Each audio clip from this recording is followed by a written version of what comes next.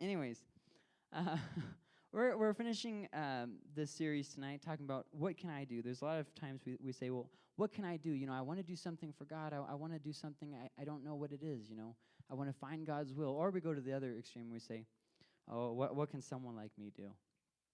And one thing that we've really been looking at in this series is it's not so much what you do. It's your heart. It's your character. It's not about a to-do list. It's about where your heart's at. I love biking, as I'm sure you've heard me talk about many times. I love it. Sometimes I'll just be so upset in a simple bike ride and just clear my head just like that. Some people don't like exercise. I get that. But I tell you what, I can bike for hours on end and be totally happy. I've biked to Las Cruces. I've biked to Carrizosa and back, 90-mile trip. That's the farthest I've ever been in a single day is 90 miles. There was a guy in my biking, this group that I'm a part of, and he went 300 miles in a day, okay? Whoa. Took him 17 hours and something, or 16 hours and something. Either way, wow. I mean, that doesn't even matter if it was flat or not. It really doesn't even matter once you go that far. I really love biking. I'm actually in the process this year of going 2,500 miles. That's my goal. I am set. I think it's 800 and something now. So I'm on my way. But you know, when you're biking, sometimes it really pays off to look ahead and just kind of be prepared for what's coming. A good example of this would be when you're biking uphill. You see, when you're going to like Las Cruces, for instance, there's this part where the 70 turns, and you're actually going uphill, but it doesn't look like you're going uphill. So it's like, oh man, this is getting kind of hard. So I stopped and I checked my tires, and I'm like, what is going on? Well, there was nothing wrong with my tires. I just didn't downshift. And you know, when you're biking uphill, you have to change gears. Have you ever tried biking uphill with one of those single gear bikes, the beach cruisers? It's very unpleasant. It's very, very unpleasant. It works on like California shore, but here in New Mexico, it's not great. You really have to learn to change gears. And what happens if you don't change gears? Well, first off, you're not going to have much fun. It's really not going to be fun. Second off, you're going to waste a lot of energy. A lot of energy. It doesn't matter if you're going right down the street, but if you're going for hours, it's like, yeah, that little bit of energy really does matter. Or sometimes you just stop and total and I'm done. I'm not having fun anymore. And you know, too often in life, this is just kind of how we handle problems. We come up against a brick wall, and what do? We just kind of keep hitting our heads against it as hard as we can. And we think, maybe this time I'll get it. This time I'll get it. Oh, this time I'll get it. You know, we keep banging our heads against the wall. And surprise, surprise, it doesn't work, and we just wear ourselves out. So life, kind of like biking, requires us to look ahead and be a little bit prepared. Sometimes in life, you have to roll with the punches. And you have to learn how to change gears instead of doing things the hard way, or being driven to the point of exhaustion that you just stop in total. And you might say, okay, what the heck are you talking about? I'm glad you asked in your mind's eye. The fourth thing that we're talking about is be humble. This is how, when life seems to get harder and harder, you downshift gears and you make it a lot easier. See, when you decide to be prideful in life, you think that you're holding on to your dignity, you're proving your point, but all that's really happening is you're wearing yourself down. That's it. You're using up energy for nothing. It's the equivalent of biking up a mountain without downshifting. It's impossible to maintain that pace. So we've looked at these four things, and we're going to look at being humble tonight. We looked at be willing. That's the big idea there. We looked at the idea of doing stuff with excellence. We looked at generous, give what you can with what you have. We looked at the idea of being dependent on God, not thinking that, you know, I started well, so that's good enough. And but tonight we're going to look at being humble. And you might say, okay, so what is humble? I actually hear this question a lot. What is pride? What is humility? What is it? How do I know when I've attained that? Is there like just a simple, we like compartmentalizing things, so we want somebody to give us like a clear thing. If you do this, you will be humble. You know what I mean? Do you know what I'm saying? Like, you ask a question like, what does it mean to be humble, so that I can go and do that? See, we make it all about the to-do list. If it's just something that I can go and do that and I can achieve it, and then people will know that I'm humble. That's how our brains kind of think. We don't process information very well. But the funny thing about humility is, in order to ask the question, what is being humble, you have to first ask, what is pride? You can't possibly know what humility is if you don't know what pride is. And so that kind of takes us to a definition of pride that I got from Scott Wilson. He was a pastor at the Oaks in Dallas, or Red Oak, I guess, for a while. And he said this: pride is thinking that you know more than God. I would agree with that.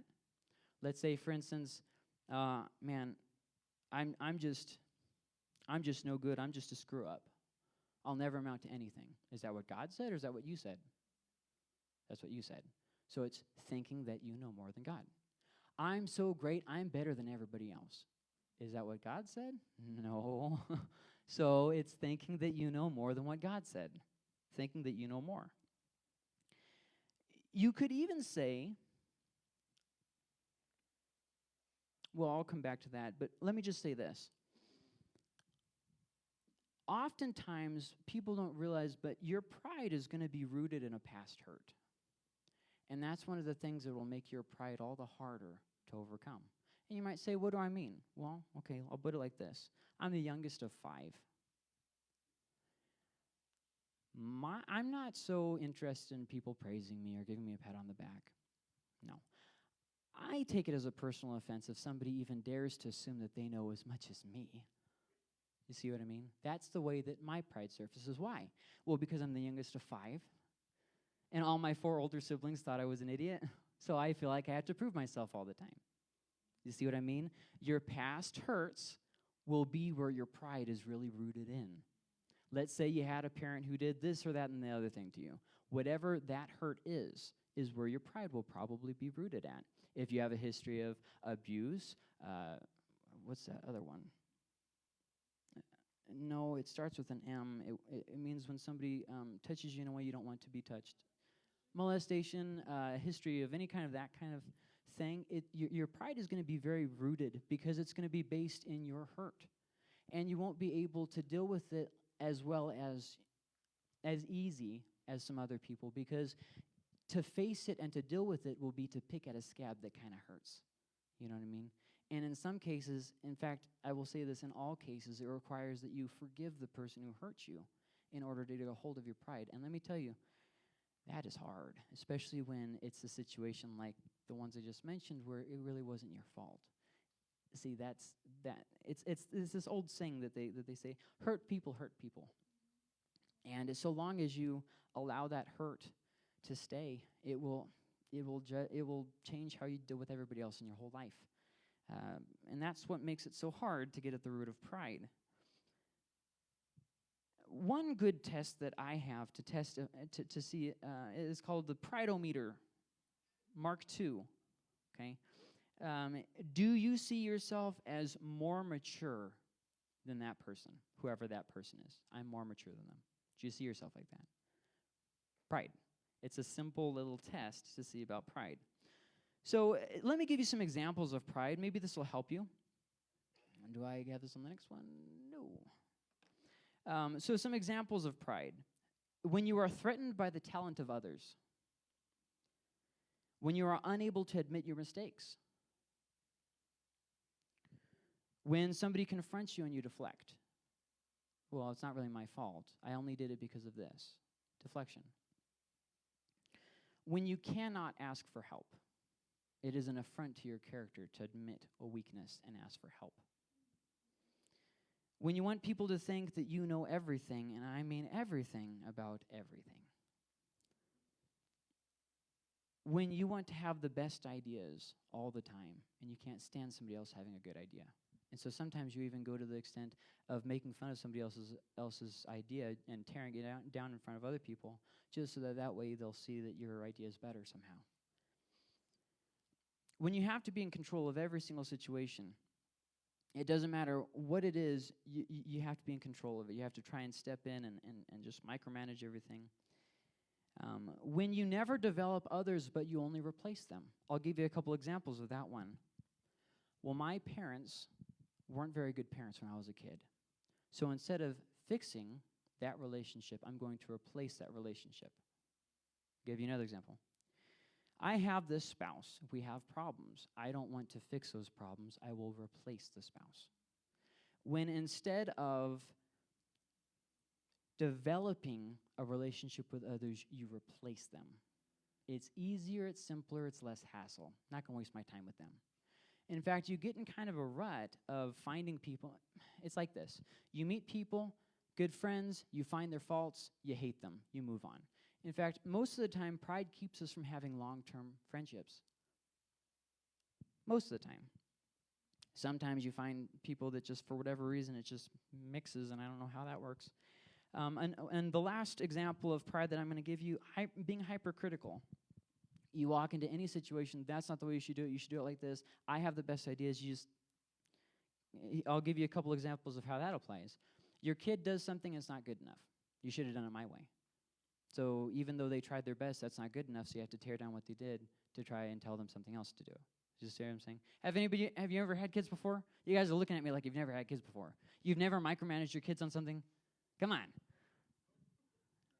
Or here's another example, when you're hypercritical of others. Let's say I go to somebody else's ministry, like Chuck. I go over to the youth, and Chuck, you shouldn't do it like that. Do it like this. See if you would do this. And it's okay to give advice to a friend, but this isn't giving advice. This is being hypercritical. Everything that they're doing is wrong. You know what I mean? Lauren, you're singing wrong. Jimmy, you're playing bass wrong. John, you're doing the food pantry wrong. And Pastor, you're preaching wrong. Ben, you're doing this. It's like hypercritical. You walk into a room. Has anybody ever worked construction? Okay, well, in construction, they have these people who they don't know what they're doing, and they get paid to not know what they're doing. No. They're called inspectors. They're called inspectors. And so you're doing this, and these inspectors, which really have no idea what they're doing, they'll go in and say, well, you did this wrong and this wrong and this wrong. See, that works at a construction job because the government kind of makes them do that. But in the real world, when you just follow people around and nitpick everything that they do, that's not a good thing. That means that you have pride, that you think you need to go fix everybody else. And oftentimes, I will say this, going back to the hurt thing, when we have something in us that we can't or don't want to face, we turn on someone else. Do you kind of get what I'm saying? I have a problem with, okay, here's a good example. Gracie, you're my example. Gracie and I have a terrible marriage, but I can't do anything about it. So instead I start saying snide things to other people. Start sending little jabs out to other people because I'm unhappy in what I've got going on. You kind of get what I'm saying? Is that attitude that I think those examples kind of give a good example, perspective of what pride is. And the bad thing about pride is whenever you're talking about that, this is what always enters our brain. And if you say it doesn't, you're a liar, liar, pants on fire. We always say something like that. Oh, well, this is just who I am. Why? Because we don't want to face something in us that means that we're anything less than perfect. There's something egotistical about all of us where we have to be the center of attention. We have to be right all the time. And if anybody would even give off the idea that we could be wrong about something, we take it as a personal offense. Like, no, you don't understand. I'm perfect. And so we have to, no, that's just who I am. Well, if that's just who you are, okay, change. You shouldn't be in a point in life where you're doing something that's destroying yourself, destroying your relationship with others, limiting your ministry in life, affecting your relationship with God, and then just wiping it away because, I'm just like that. So change. Stop being like that. Well, I tried, so try again. It's not one of those things where you're doomed to fail. It's one of those things where if you try and keep trying, eventually you'll start seeing progress. So I think that that's a good idea of what is pride. And pride often comes out, and I'll say this before I move on to the next thing, pride often comes out in how we treat our authority. I don't know exactly the connection between pride and authority, but there is one. I'm not quite, once again, I'm really not sure how it fits together, but people who have a pride problem will have an authority problem. I don't know why. You get in this rut of thinking that authority, let me say it a different way. you get into a rut of taking authority that isn't yours. People with pride have a hard time with the idea that somebody is over me. They have a really hard time with that. I've seen a lot of leaders and pastors who have this problem. I don't answer to anybody, and they walk around like a peacock, and chase people off, and they're not accountable to anybody. It's like, that's really not the way to pastor. But I digress. The idea that you don't answer to authority, you don't answer to anybody, you are your own boss, and then you try to boss other people who aren't under your authority around. Like, here's a good example of this. You go to somebody else's kids and you try to boss them around. That's not your authority. If you have a problem with somebody's kids, go talk to the parent, but it's not your responsibility to go stepping on somebody else's. Well, okay. And I will say this, that I've noticed: those who can't submit to authority almost always demand that others submit to them. I don't know why that is, but I've noticed it as a thing. Here's the thing. Everybody who leads must be led, and you have to lead well. I'll come back to that. So pride, if I could say it in another way, would be this. With pride, the focus is on you. Either I'm so great or I'm such a screw-up, but either way, the focus is on me. Being prideful is being unteachable. You can't learn things. You're in a rut. If somebody tries to tell you something, they hate you, or they're just trying to tear you down. They're toxic, whatever. You don't like to have authority in your life, that kind of stuff. You get this idea. Pride is the quickest way to have this idea. I'm better than them. And it changes. It varies. Who you're supposedly better than. Some people think that they're better than God. They read the Bible and they say, "Look, God's such an immoral, wicked person. He did this and this and this, and he's just an evil person. So I'm more righteous than him." Some people think that they're more righteous than their spouse, and so they go around, "Oh, I'm the spiritual one of the relationship, and my spouse is such a dork." And it's like, well, the Bible teaches us not to treat our spouse like that. So something tells me you're not as spiritual as you think that you are, and I don't know. The idea with pride is that it's all about you. James Denney once said, "No man can bear witness to Christ and himself at the same time." And I think that is a good idea for what pride is. Are you bearing witness to Christ or to yourself? And you're going to find that one or the other will always win. So everyone who leads must be led, and everyone who is in authority, now I want you to understand this, everyone who is in authority must be under authority.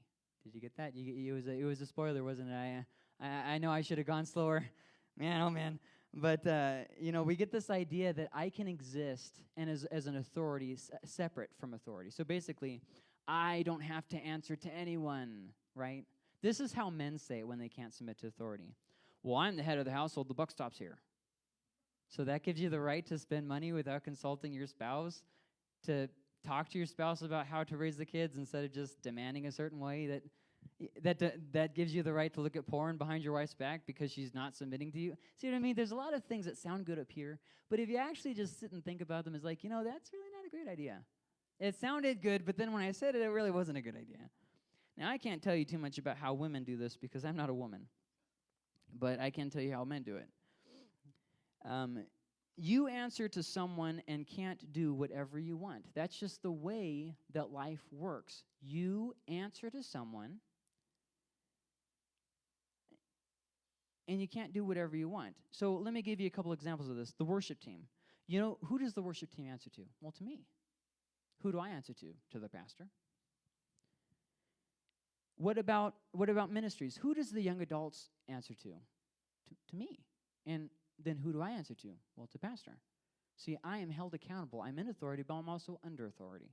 If you think that you can get to a place of being in authority without being under anyone, you're just wrong. So you might say, well, what about the pastor? That the pastor not only answers to the entirety of the district, but if he does anything grossly immoral, in a roundabout way, he has to answer for it.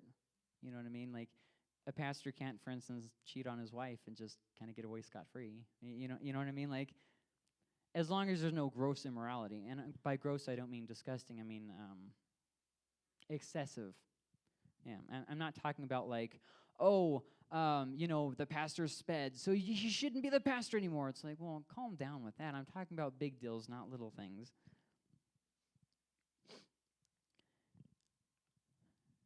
Now, here's something that is hard to get about pride. Pride comes before the fall, and a big reason for that is because pride blinds us. Pride blinds us. We can't see the simple solution anymore when we're prideful. We don't think or feel prideful, but our actions show pride. If I were to ask you, anybody here, and I would say, are you prideful? You would probably say, I don't feel like I'm prideful. I don't think that I'm prideful. But pride isn't something that we can know if we are simply by thinking it. It comes out in our actions, not our feelings. People who are prideful don't know that they're prideful. People who are prideful don't know that they're prideful. It comes out in the actions. So to find out if you're prideful, you would want to look at, well, what do I do? What kind of things do I talk about? See, pride blinds us, and we can't see the simple solutions to our problems anymore, and I'll give you an example of that in just a minute. Pride keeps us from changing because we can't admit failure. We get into this mindset of winning at any cost, even if that cost is immorality. One of my inner circle this week told me that I needed to watch a certain attitude. Now, that brought up a very interesting point. Do I listen or do I get irritated and stiff-necked? Well, I have an inner circle if you're not going to listen to an inner circle, right? Remember I said a couple weeks ago that I have an inner circle of like 5 or 6 people, and they will just tell me if I'm doing something stupid. Why do I do that? Well, because if you listen to what everybody has to say, you're going to find that everybody always has an idea of how you need to change and what you're not doing right and how you need to do this better and that better and the other thing. Just have 5 or 6 inner circle. That's just a good thing to live by. Anyways, and so I have the choice. Do I listen to that inner circle or do I get irritated and stiff-necked? Well, they're just wrong.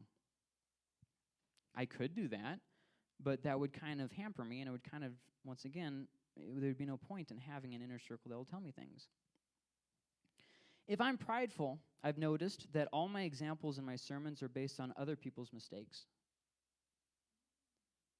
When I'm writing my sermons, I've noticed that when I am doing it with a prideful attitude, I start thinking about somebody else and something stupid that they did and something irritating, and I just sit there and I get more and more irritated. So I just think of how I can rip into them and just prove examples and tear them down. You see what I mean?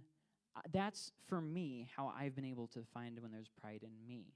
You have to find out how to find pride in you, because I don't know your heart. I'm not there when everybody else is gone. You are. You have to learn yourself, and you have to say, I know I'm prideful. This is what happens when pride comes to the forefront. And none of my examples are anything to do with me, because I'm not interested in teaching people or helping people. I'm interested in proving a point. See the difference? That goes back to my pride of being the youngest, trying to show that I know more than someone else. There was someone who, and this is an example of the thing that I said, that pride keeps us from seeing the simplest of solutions. There was a person, and this could have been any number of biblical examples. There are actually a lot of examples in the Bible of this happening. But someone started to getting into a certain sin, and a word of warning was given specifically to that person. But and here's the thing: they hardened their heart and they decided not to listen, and they got all irritated about it. When what was the simple solution? Well, they could have just repented and moved on. If they would have just said, yep, I did that, Lord, forgive me, God would have forgiven them. But instead, they doubled down on the pride. Nope, can't be told what to do. See what I mean? Unteachable. That's what pride is. Pride hardens our hearts, and we stop seeing solutions anymore. Pride is shown in a lot of different ways. It's shown in attitudes, it's shown in words, it's shown in actions and expressions. But I can give you some really concrete examples that are things that I've had to deal with myself. Now, the examples that I'm giving aren't from me. They're from ministry experience, but I have examples that are very much so similar to these. The Bible gets reinterpreted to justify the sin that I like. So if I have a problem with this group of people, I'm going to be able to reinterpret the Bible and jerk verses out of context to prove that they are, in fact, the lowest of the low, unworthy of forgiveness, nothing but deserving of hell. But then these other people who I don't really have a problem with, I'm going to be able to talk my way out of those sins. It's okay if I, gossip about people, that's fine. Which you might say, I don't gossip. Can you say anything good about that person? Then maybe you shouldn't say anything at all, because that is gossip. So I say that because there's a lot of people who have a lot of things to say about certain political people and leaders and whatnot. It was fun at the beginning of the pandemic, but now it kind of needs to just go ahead and let it go. It's been a year and a half now. We can go ahead and stop having nothing but political rants. Okay? It's okay if we move on from the political rants. So some good examples of how the Bible gets reinterpreted. If I have a problem with men, for instance, Paul's instructions become sexist. I can discredit anything the Bible has to say about male-female relationships because it's sexist. Why? Because I don't want to have to change. Here's another good example. If I have a problem with authority, since I mentioned authority earlier, authority to me becomes something that I'm freed from. I'm liberated from the weight of authority rather than authority being something that protects me. If I have a problem with authority, I'm not going to get the relationship between Jesus and the Father. I'm not going to understand. I'm going to think that Jesus is somehow less than the Father because I don't understand how authority works. You see what I mean? Pride has a way of getting into our life and changing how everything that we see. So sometimes we do realize our problems, but then we put the blame on someone else. Well, I'm like this because my parents weren't very good parents. I'm like this because I hear this one a lot. Unfortunately, there's a lot of people who get divorced. I really do wish that I wish that I would get to see more people's marriages healed, but it is what it is. One thing I hear is I'm like this because of my ex. How long have you been divorced? Well, 15 years. Well, maybe it's time to move on. Maybe it's time to bury the hatchet and move on. I'm really sorry that happened to you, that you feel like it's completely 100% their fault, which it never is. But I'm sorry you feel like that. I'm sorry that you've had to carry this huge weight. Did you know that Jesus doesn't want you to carry that huge weight for the rest of your life? If you're still trying to prove I was right and they were wrong, 15 years after the fact, just let it go. Just let it go. At that point, it doesn't even matter anymore. What are you trying to prove? Just move on. There's a certain level where we just allow the bitterness to keep on. And then we get something like this. How dare you even imply that I should have to let my pride and my bitterness go?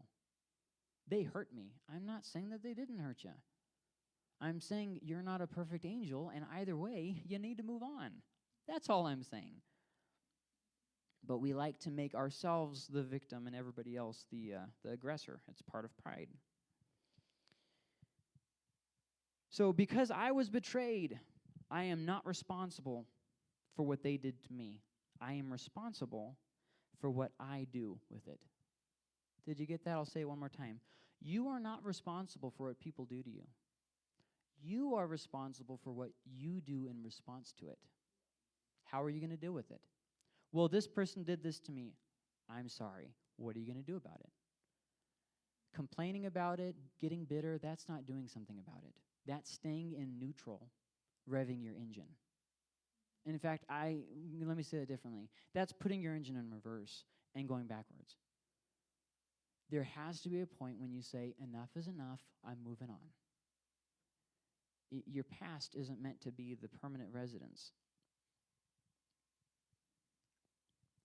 You are not responsible for what they did. You are responsible for what you do.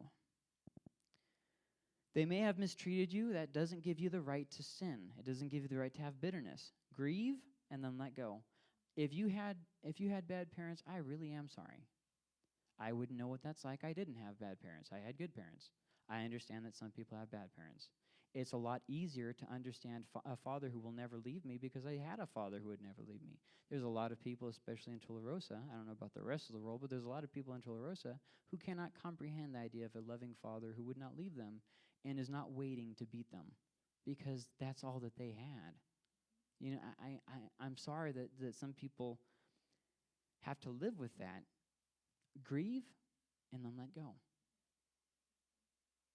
You have to let it go. You have to move on. You can't live there for the rest of your life. There was a story that I was reading in a book called Rebuilding Your Broken World by a pastor who had committed adultery and obviously got found out. Your private sin is always going to get found out. Don't be surprised about it. So anyways, after he was found out, he wrote this book. And it's basically, picking back up and moving on. I think it's a very good book. In the book, somebody came up to him and asked him this question: how could Satan get you if he was going to get you? How would he do it? And he said this: well, probably a lot of different ways, but there's one way that he would never be able to get me: my personal relationships.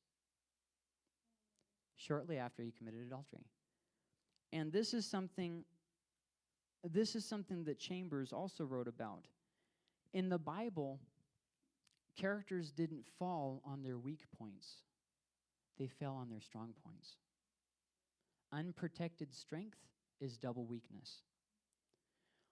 Do a quick inventory of your life, and I want you to say, what are the things that you think you've got a handle on? Just real quick, in the back of your head. Don't answer, just think about it. Now, think about the things that you think, that would be where Satan would attack me at. Okay, now take that list that you think that's where Satan would attack you at, throw it away. Look at the first list that you made, the things that you think, I've got this. It's fine. That's where Satan will attack. That's where he'll attack. Are you somebody who encourages people? Get ready to be someone who discourages people and always finds the worst in every single situation. See what I mean? Satan goes for the strong points, not the weak points. Anyways, so if we know what pride is, and I think that we've gotten a pretty good idea of pride. If you don't know what pride is at this point, I don't know what else to do. I mean, I've looked at 15 different definitions. I've given you examples. I've given you walk through, stories and stuff. If you don't get it by now, you're not going to. So if we know what pride is, now we can truly look at the question, what is humility? And if you're going to look at humility, the very first place, and really the only place that you need to turn to is Jesus. Jesus is the picture of humility. I want you to understand this. This is God himself. Now look at this, okay? In the beginning was the Word, who is Jesus, as if you read the rest of John 1. And the Word was with God, and the Word was God. So not only was Jesus there with the Father, but he was equal to the Father. Okay, now hold on. Let's keep going. He was in the beginning with God. So he has always existed the same as Father, and the Father has always existed. Now let's keep going. All things came into being through him.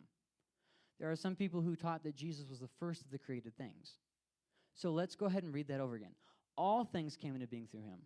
The Greek doesn't translate very well here, so I'll do a more literal translation. All things came into being through him. That's the way that it translates. It's not everything else was created through him. That's not how the Greek reads. All things that have come into existence were created from him. Just so that we're all clear here. And apart from him, not even one single thing, just in case you didn't get it, not even one thing has come into being that has come into being. I don't know of any other way that you can say that Jesus was not created and that Jesus is equal with the Father. I just can't figure it out. If you know of a better way of saying it, by all means enlighten me. But that's the best way that I can possibly imagine to think of. So here we have Jesus, who has always been God, was never created, has always been worthy, and being God, being worthy, he is worthy of it all. Some people misunderstand and they think that he wasn't worthy until he died on the cross. Read the whole of the Bible, not just the parts that you like. And yet he overlooked how he should have been treated, Philippians 2:6, who existing in the form of God did not consider equality with God as something to be exploited. Here God is, not even exploiting his position. Okay, all right, now this is kind of a big thing here. This is a really good example of what is humility. So then why did he die? Well, two big reasons. The first was God presented Christ as a sacrifice of atonement through the shedding of his blood to be received by faith. He did this, why? To demonstrate his righteousness, because in his merciful restraint he had left the sins committed beforehand unpunished. Basically this: if I say I'm going to do so-and-so, but then I never really do it, it's a lie, right? So the people of the Old Testament looked forward to the coming of Christ, right? So if Christ never came, it would be a lie, right? And their hope and their faith would have been in vain. So what he's saying here is the very first reason why Jesus came is because he promised he would, that he was going to do it. So he came to demonstrate his righteousness, to prove that he wasn't a liar, okay? But then there's a second reason, which is the reason that most people focus on, Romans 5:8. But God demonstrates his own love towards us in that while we were still sinners, Christ died for us. So the second reason why Jesus died was to save us. So now take that big picture. God not exploiting his position, humbling himself, dying for us after years of waiting. Now we have a good idea of what humility is, right? I think that we can't really get much further talking about humility except for this. Humility is realizing that you are a sinner just like them. Who's them? Whoever you have a problem with. For some people, it's a race issue. This color of skin or this background or whatever. For some people, it's more of an economic issue. The poor people or the rich snobs. For some people, it's a sex issue. Women are just a bunch of liars. For some people, it's more of an issue. You get what I'm saying. Everybody has their different group of person that they just don't like. Humility is realizing that you are a sinner just like them. I grew up in a church that talked about gays all the time. It was all they talked about. All they talked about. Not gossiping? No, we didn't talk about that. Having a good character? No, we didn't talk about that. Loving people? We didn't talk about that. We talked about gays. That's it. That's all that was ever preached. It's like, this is the sin, being gay. Anything else is fine. Whatever. And it's like, well, okay. All right, that's an idea. Humility would have been if they would have just simply realized that they were a sinner just like those gays. See, we have this idea that I'm so much better than whoever it is that you're prejudiced against. Humility is realizing that you stand justified from your sins solely because of Christ. You are not better than somebody based on your looks, your ability, what you own, your good deeds. Humility is realizing that you need to change, but that you can never be good enough and you can't really try any harder. You're giving your best and it's still not good enough. Humility is realizing I need to change, but there's nothing I can do to change. I can try and I can try and I can try and I can keep trying to prove that I'm righteous, and in the end I will always fail and I always feel worse. Let's for instance take people who are struggling with any kind of an addiction. We'll pick pornography, because why not? I'll never do it again. Later that same day or the next day, this time I'll never do it again. Well, this time. So while you're still trying to be good enough, Jesus is already there. Humility is realizing I'm not going to be able to solve my problems. I need Jesus. And God does definitely do a work in our heart. Absolutely. I'm not trying to say that you're hopeless. I'm saying that God is the one who causes a real change. I've seen a lot of druggies go into a lot of programs, get out, and go right back to it. I've seen it happen over and over and over again. I've seen a very high turnaround system, whatever, of people just going in and out of prison or jail. I forget which is which. I've just seen it over and over and over again. I have no faith in humanity. I see these things. Oh, faith in humanity restored. Why? Why would you ever be dumb enough to have faith in humans?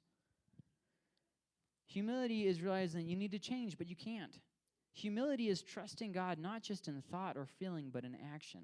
What does that look like? That looks like Paul in prison, where he's trying to tell people about Jesus, and he gets beaten and shipwrecked and stuck in prison for it, but he still keeps rejoicing. I think that's a good idea of what humility is.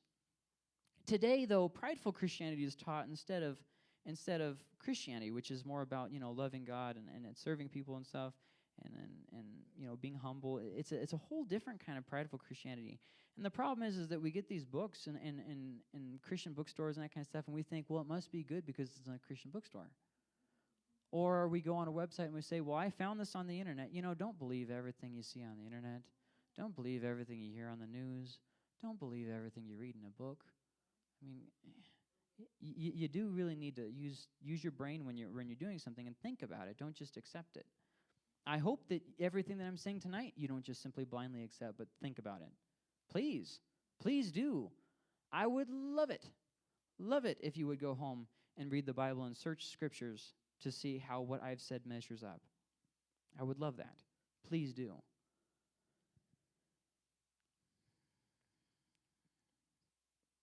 So a prideful Christianity is taught, and there's a few things that I've they're resounding themes. The first is that there's really no authority structure.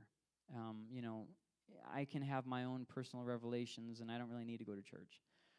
But in Titus 2:15, Paul's talking to Titus, who's a pastor of Crete, if I remember correctly.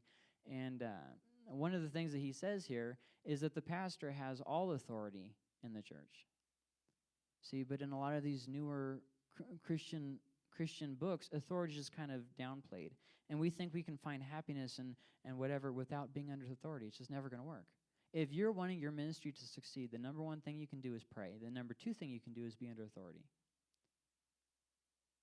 I say pray, number one, because God will work around your failures as we depend on him, but he really does expect you to move past them.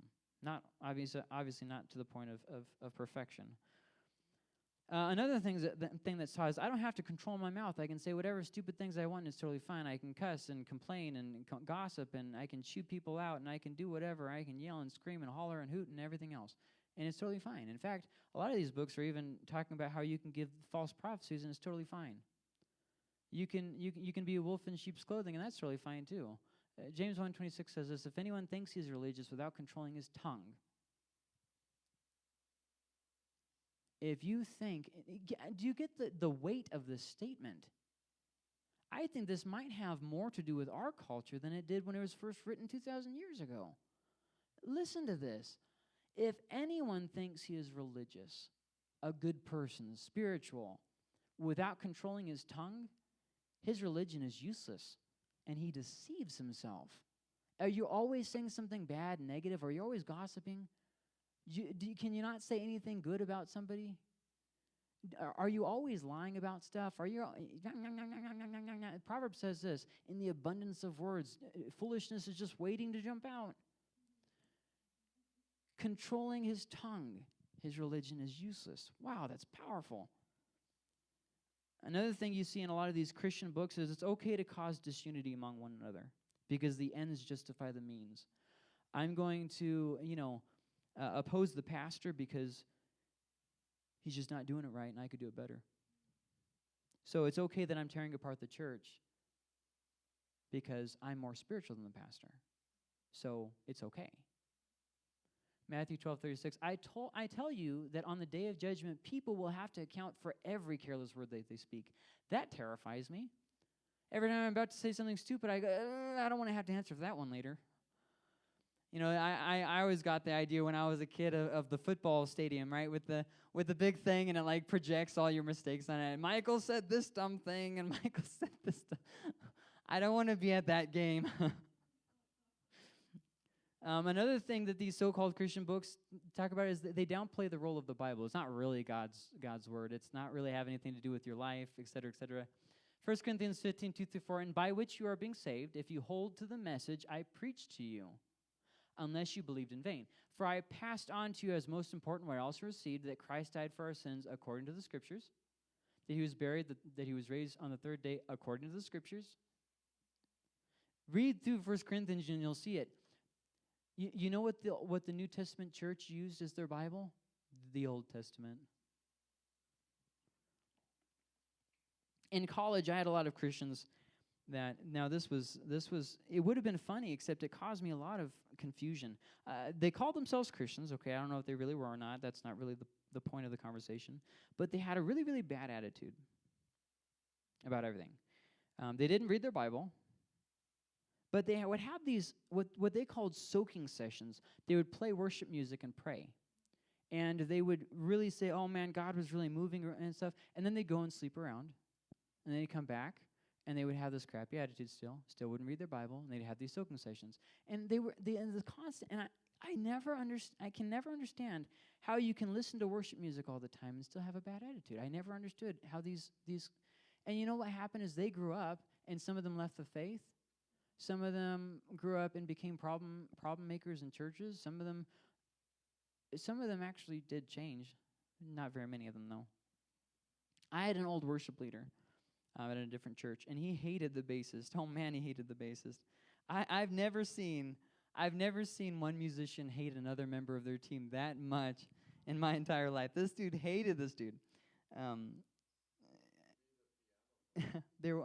Well, the piano player was the pastor's wife. That was off grounds or off whatever. And so it was a constant irritant for him. Why? Because he never learned humility. He never learned how to deal with somebody who bothered him. It was constantly an irritant for him. I'm not saying that he was right or wrong. What I'm saying is, if he would have just simply learned humility, he would have been able to deal with that. I'll give you another example. Well, Philippians says that we should consider others more important than ourselves, and I think that that's a good way to stop pride and to be headed towards humility. I was in a youth ministry for a number of years. I was younger and dumber. It's a joke, because Chuck's in youth ministry. And he's older than me, just so you know. I have to say that because some people think that I'm older than my 40-year-old brother or whatever. I'm like, am I aging that poorly? Anyways, in a youth ministry, I was serving for a number of years, and everything went wrong that could go wrong. The false rumors started going about me. That was fun, and I kept going, stuck with it. A lot of people had a lot of cutting remarks to say to me. I was even called into the pastor's office where he said a lot of cutting remarks in front of other people. That was fun.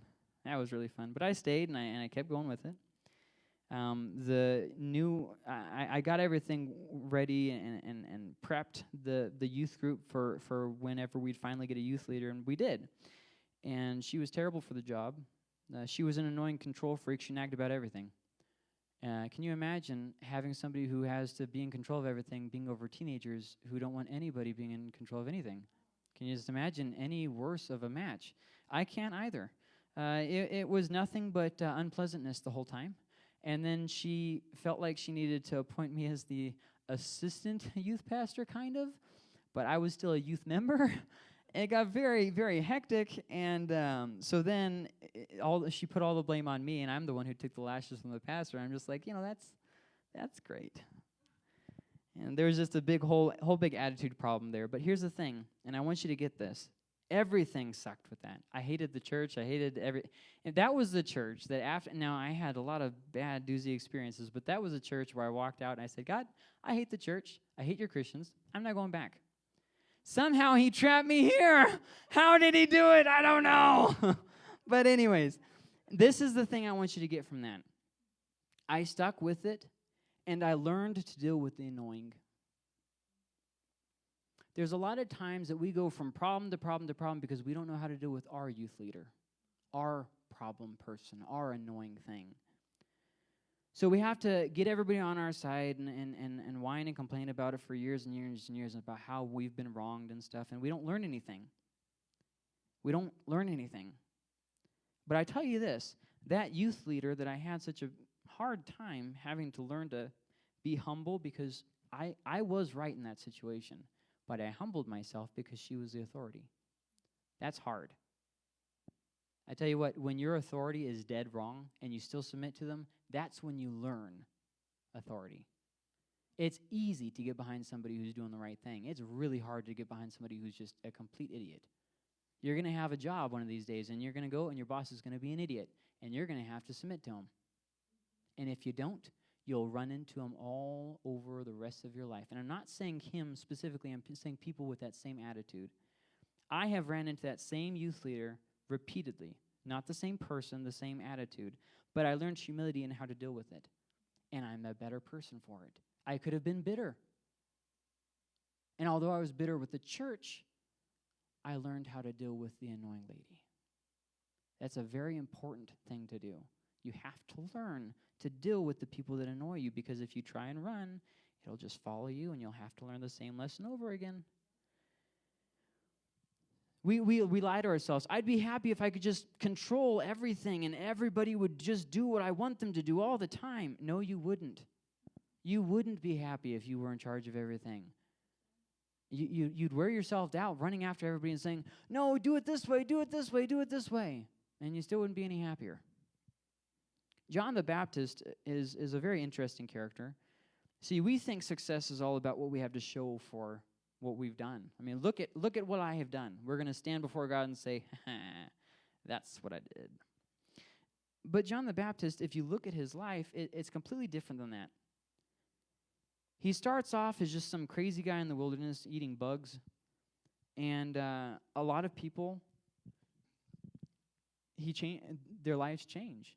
He prepares the way for Jesus, a very important character. And here's the thing. He lost the spotlight, and he did it gracefully. He understood that him losing the spotlight was actually part of God's plan. Nowadays, we say, no, my success, I have to be realized for what I've done. I have to be recognized. I have to be powerful and rich and wealthy and healthy. What if you getting sick was part of God's plan? What if you fading out of the spotlight was God's plan? That's hard for me. I'm kind of the mindset of, like the war hero mindset, you know what I mean? You go into it, you fight over everything, you conquer, and you stand tall on your field of victory, the skulls of your dead enemies under your feet. But in the real world, though, we aren't the main character. Jesus is. And sometimes he moves us into a position, and then sometimes he moves us out of it. And I think that's understanding that is really the heart of humility. John the Baptist lost the spotlight.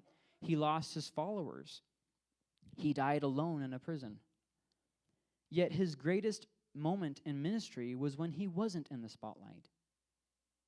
In fact, this is what he said at probably the best moment of his entire ministry. Christ must increase, but I must decrease. And I think that is a good way to say, what is humility? That. Pride is me thinking, it's them. Humility is realizing, it's me. And I will say this, maybe you're in a hard situation that you just keep hitting walls on and getting frustrated out. Maybe you just aren't letting God move. Maybe you're trying to micromanage how he works in your kid's life, in your spouse, in your life, in your ministry. Maybe you aren't giving God the room that he needs to do it. You think you always have to be in control. So let's kind of wrap up a few things, huh? First off, you know what happens when you get a new field? You take out the big rocks, right, before you can plant on it. You take out the big rocks, and then you're all happy, and there's never rocks in there ever again. No, the next season, you have to go and you have to get rocks out again. So then the next season, there's rocks in there again. That's the exact same thing that happens in our spiritual life. You see, we think, oh, well, I've got these big glaring things that I need to change. These are really big things. And so then, through God's grace, we get rid of those things. And then we think, okay, I'm good. No, now new rocks have surfaced. You just couldn't see them before. They were there the whole time. And then you know what happens the next season? More things come up, and God says, okay, these were great victories for the time. Now it's time to move forward. See, we want to relish our old victories. I used to be an alcoholic, and now I'm not that anymore. Well, yes, that's good, but God doesn't want you to always revel in the fact that 20 years ago he set you free from something. There's more rocks. Pull them out. There's always more to grow. And more specifically, pride is always rising up. Well, I got over the pride in this area of my life. Oh, you shouldn't have said that. Once you say I'm no longer prideful, that's when you got a problem. Oh, it's not me. Yes, it is you. You have a problem with pride. In case you were wondering, yes, you do have a problem with pride.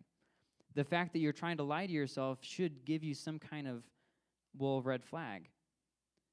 Pride shows itself in how we deal with our conflicts. How do you treat your kids? Do you treat them with pride or with humility? Are you always right? How do you treat your spouse? So how can you fight pride? Well, there's a number of different ways I could say. I could say by submitting to authority. I could say by having accountability of some kind in your life. I could say by reading the Bible and praying. I could say by going to church. But I think more so than those things is the idea of enduring. You're going to be in a situation that you can't fix that's going to irritate you to no end. When you stick with it and you stay with that person who just annoys the tar out of you, it'll work humility in you. I don't need it. Oh, yes, you do. And if you don't learn it, it'll come back again. And it'll keep smacking you in the face until you finally start learning how to deal with those people that annoy you. You need true friends in your life that will stop and say, you've got a problem. Really, we surround ourselves with these people who constantly, no, you don't need to change, it's them. You're perfect the way you are. That's not going to help you succeed. That's going to help you stay at the status quo. Do you want to grow or do you want to move backwards? If you are in a hard to deal with situation, let me just say this, change. Sometimes we get in these really hard situations. I don't know what to do. This person's doing this and this person's doing this. Have you tried changing? Well, no, they need to change, and you need to change. So since you can't control them, start with what you can control, you. So then we just get frustrated because others aren't changing. And, you know, what I hear a lot of times, people get with somebody, you know, they're like, oh, I love this about them. I love this. It's like there was a movie about this. I think it's called like 50 Nights of Summer or something like that. And he says something like this. He says, I love her smile. I love that little giggle that she does. Well, then at the end of the movie, he's all, I hate her smile. I hate the way she does that annoying giggle thing. The same things that he was talking about at the beginning of the movie. He's talking about at the end of the movie about how much he hates them. And, oh, my goodness. You never conquer pride. There is only the fight. You're going to reach a point and you're going to say, I'm not prideful anymore. I don't have a problem with pride. No, you're wrong. You do. There is no winning the fight with pride. There is only fighting the fight with pride. When you die, worry about it then. You're not dead. You're prideful. I wish that there was some other way to it. I wish that there would be a moment that I could say, I have finally achieved it. You can't. You can get frustrated that you're not there, or you can just realize that you're not there. And just a little side note here, somewhere in here, the most honorary of us will always say something like this, I am sent by God to work humility in somebody. You are not sent by God to work humility in other people. You change you. Stop thinking that you can be a pain in the butt and it's everybody else's problem. You change you. Golly. Who you are is more important than what you do. I've said this for the last 3 weeks before tonight, and I'll say it again tonight. Who you are is more important than what you do. Don't worry about, this is my to-do list, all my greatness before I die. Be someone of character. You want to find God's will for your life? Be someone of character. That's His will for your life. We've talked about these things. Be willing. Be generous. Be dependent. And lastly, be humble. Lord, I thank you for everything you're doing in us. I just pray you'd help us to deal with our pride. That we wouldn't lie to ourselves and say, no, I can see, when we are in fact blind.